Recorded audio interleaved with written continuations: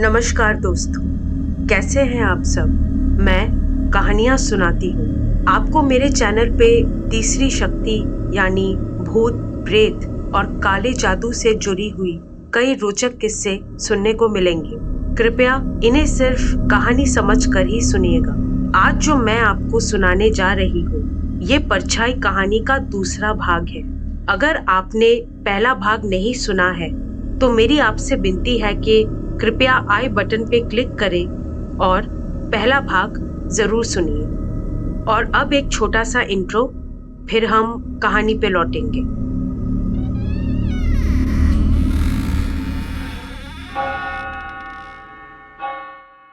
दोस्तों, एक बात है जो शायद मैं आपको परछाई कहानी के पहले भाग में बताना भूल गई थी। वो ये है कि 2004 में ये घटना दिल्ली के रोहिणी इलाके में घटी थी, जहां कुछ लोगों ने एक बुजुर्ग औरत की लाश को एक पब्लिक पार्क में दफना दिया था और 2006 में ये लाश लोगों को मिली थी। उस पब्लिक पार्क के आसपास कई रेसिडेंशियल कॉलोनीज भी बने हुए हैं। आइए अब हम रतन शर्मा की कहानी पर वापस आते हैं। रतन शर्मा किसी तरह उस काली परछाई से बचते हुए अपने घर लौटा। वे पसीने से लथपथ हो रहा था। उसकी सांसें बड़ी मुश्किल से उसका साथ दे रही थी। वो जोर जोर से अपने घर का दरवाजा पीट रहा था और अपनी पत्नी रमा को आवाज दे रहा था। रमा ने जैसे ही दरवाजा खोला, रतन उसके सामने बेहोश हो गया। वो बता भी नहीं पाया कि ऑफिस से घर लौटते समय उसके साथ क्या हुआ। अगले दिन जब रतन को होश आया तो उसकी पत्नी रमा बिस्तर के पास रखे एक चेयर पे बैठी थी। रमा के चेहरे पे तनाव साफ झलक रहा था। रतन और रमा की 8 साल की बेटी अपने माँ से चिपक कर खड़ी थी। उसके चेहरे पे एक हल्की सी मुस्कुराहट आ गई जब रतन ने आंखें खोल के उसकी तरफ देखा। रमा ने तुरंत उठ के नर्स को बुलाया। रतन इस समय अस्पताल में था। भारी सदमा लगने के वजह से रतन कल शाम से बेहोश था। नर्स ने आके रतन का ब्लड प्रेशर और हार्ट रेट चेक किया और कहा कि वे अब ठीक है। उसने रमा को टेंशन ना लेने की और घर जाने की सलाह दी। रमा रात से ही रतन के सिरहाने बैठी थी। रतन को अस्पताल लाए 6 से 8 घंटे बीत चुके थे।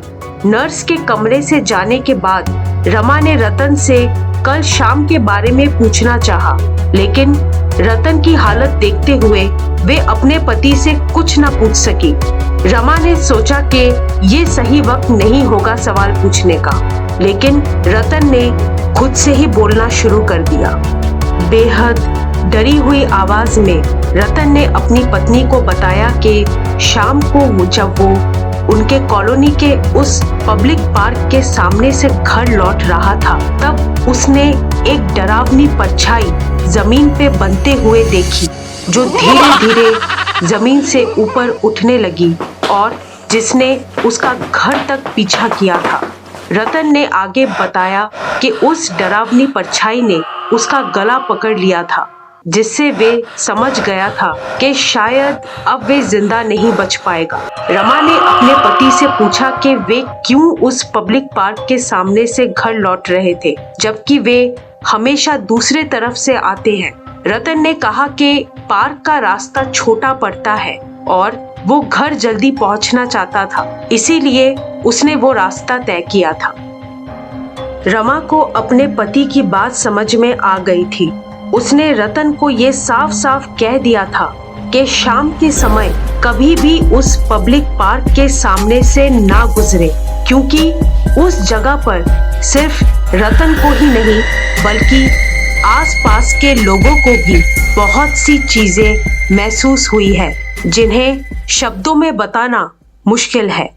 कई बच्चों ने अब उस पब्लिक पार्क में शाम के वक्त खेलना भी बंद कर दिया था और ये सब 6 महीने पहले से शुरू हुआ था, जब म्यूनिसिपैलिटी वाले उस पब्लिक पार्क में एक पाइपलाइन लगाने के लिए खुदाई का काम कर रहे थे और उन्हें वहां से एक औरत का कंकाल मिला था।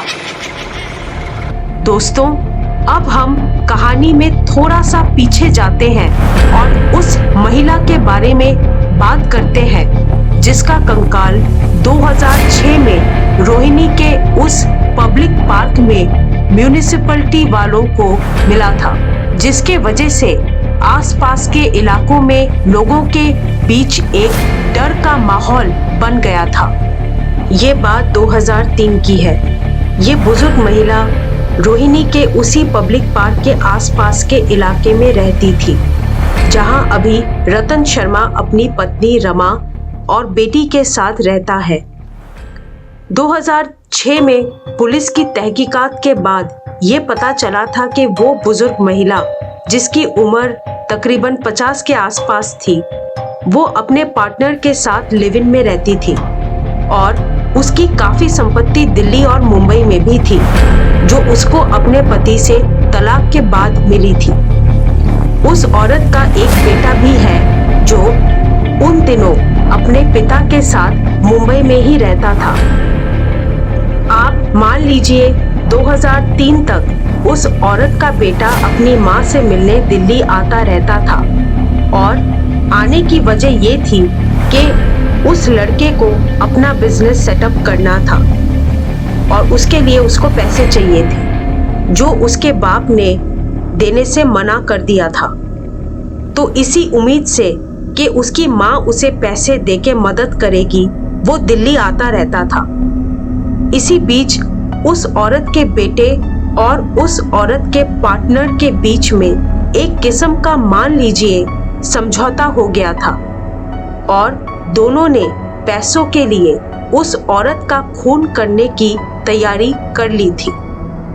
दोस्तों, हम जिस दुनिया में रहते हैं, यहाँ लोग पैसों के खातिर किसी भी हद को पार करने के लिए तैयार हो जाते हैं।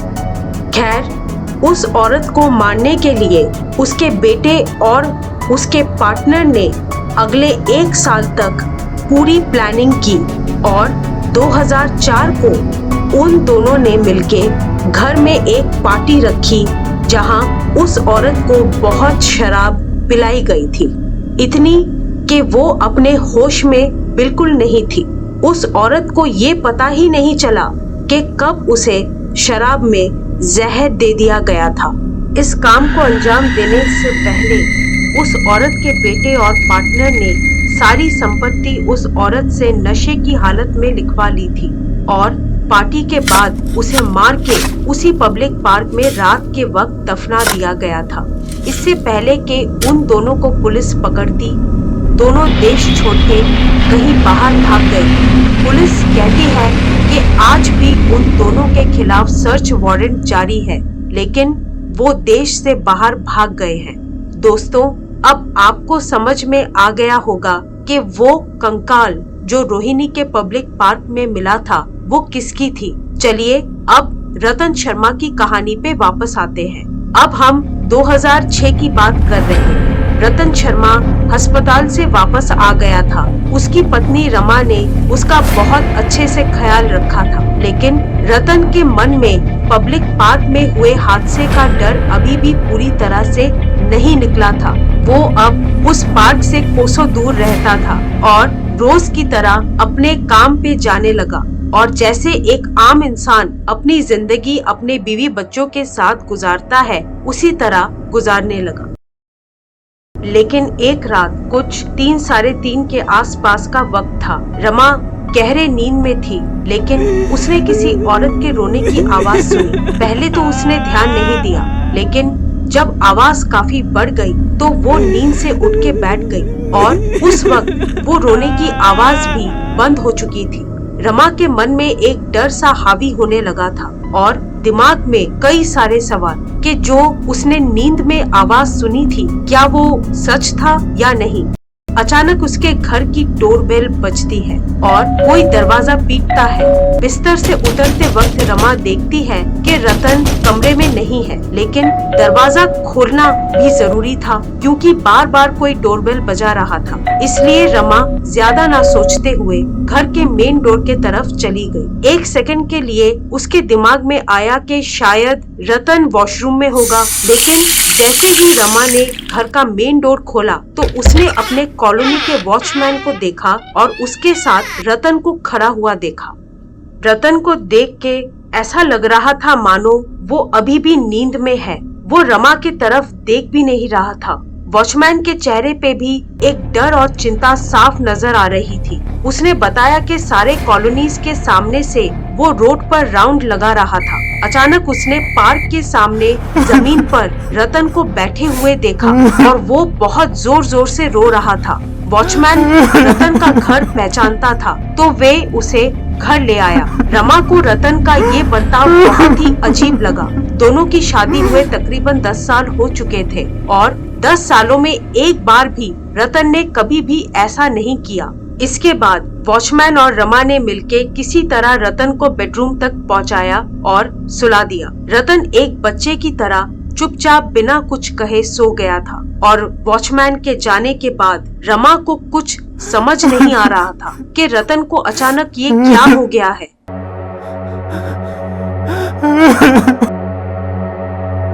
दोस्तों, परछाई कहानी के दूसरे भाग को हम यही समाप्त करते हैं। हमारा चैनल जल्द ही इसका तीसरा और आखिरी भाग लेके आएगा, जहां हम रतन के साथ आगे और क्या हुआ इस बारे में चर्चा करेंगे। तब तक आप हमारे और हॉरर स्टोरीज को देख सकते हैं।